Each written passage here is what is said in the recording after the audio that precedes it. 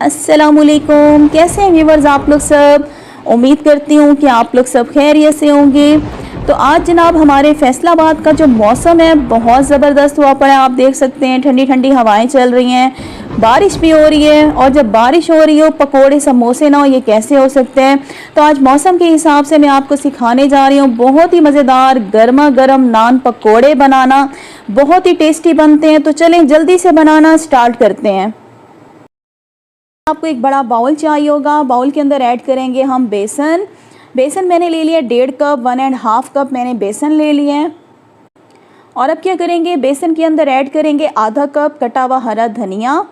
3 से 4 हरी मिर्चें लेके उसको बारीक कट कर लें। और 2 बड़े साइज़ के मैंने प्याज ले लिए थे और उनको मैंने पतले स्लाइसिस में कट कर लिया है।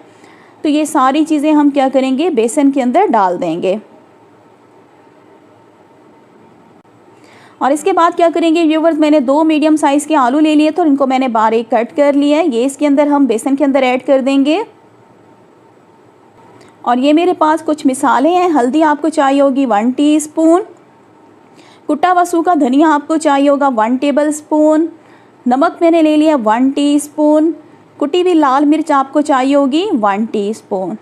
तो ये सारी मिसालें जो हैं हम बेसन के अंदर ऐड कर देंगे। और अब क्या करेंगे व्यूवर्स, इसके अंदर हम थोड़ा थोड़ा पानी डालते जाएंगे और हाथों से आपने इसको तमाम चीज़ों को अच्छी तरह से मिक्स करना है। ठीक है, हमने क्या करना है, इसका बैटर बना लेना है। बैटर जो है वो ना ज़्यादा पतला होना चाहिए और ना ही बहुत ज़्यादा गाढ़ा होना चाहिए। ये देखिए थोड़ा थोड़ा पानी डालती जा रही हूँ और तमाम चीज़ों को हाथों से आपने दबा दबा के अच्छी तरह से मिक्स करना है। तो ये देखिए व्यूवर्स, हमारा बैटर जो है रेडी हो चुके हैं। देखिए ना ज़्यादा पतला होना चाहिए और ना ही बहुत ज़्यादा थिक होना चाहिए। और इसके बाद व्यूवर्स ये मैंने नान ले लिया। ठीक है, अगर आपके पास नान नहीं है तो आप खमीरी रोटी भी ले सकते हैं, उससे भी नान पकोड़ा बहुत मज़ेदार बनता है। तो ये मैंने एक नान ले लिया। ठीक है, इसके बाद आपको पानी चाहिए होगा। एक बड़ा डोंगे में आपने पानी ले लेना है।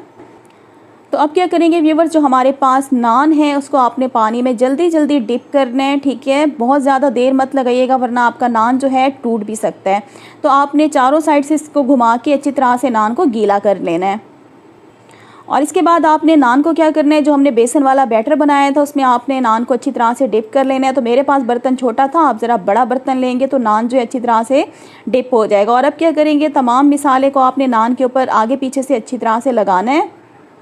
तो ये मैंने बेसन वाला मिसाला आगे पीछे अच्छी तरह से लगा लिया। और अब क्या करेंगे, इसको हम फ्राई करेंगे। तो ये मैंने चूल्हे के ऊपर एक कढ़ाई में ऑयल गर्म होने के लिए ठहरा दिया है। फ्लेम मैंने नीचे मीडियम रखी हुई है। ठीक है, हमने क्या करना है, अब नान को करना है डीप फ्राई।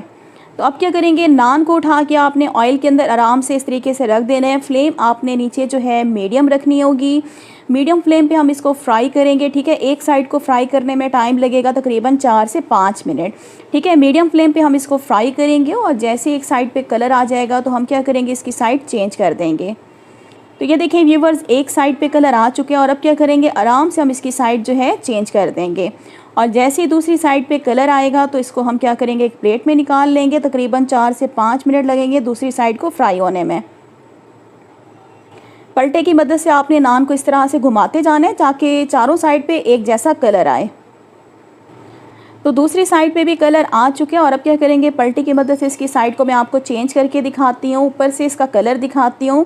अल्हम्दुलिल्लाह से व्यूवर्स ये देखें नान पकोड़े के ऊपर कितना खूबसूरत कलर आ चुका है। और अब क्या करेंगे, नान पकोड़े को हम पलटे की मदद से आराम से बाहर निकाल लेते हैं। तो ये देखें व्यूवर्स, हमारा बहुत ही मज़ेदार गर्मा गर्म नान पकोड़ा जो है वो बनके रेडी हो चुके हैं। आप इसको हरी चटनी के साथ सर्व करें और चाहें तो इस नान पकोड़े के ऊपर थोड़ा सा चाट मसाला आप स्प्रिंकल करके भी खा सकते हैं, बहुत ही मज़ा देता है। तो आई होप कि व्यूवर्स आप लोगों को आज की वीडियो अच्छी लगी होगी। तो मेरी वीडियो को लाइक कर दें और अगर आपने मेरा चैनल सब्सक्राइब नहीं किया, चैनल को सब्सक्राइब कर दें। तो नेक्स्ट वीडियो के साथ मैं फिर हाजिर होंगी। Thanks for watching. अल्लाह हाफ़िज़।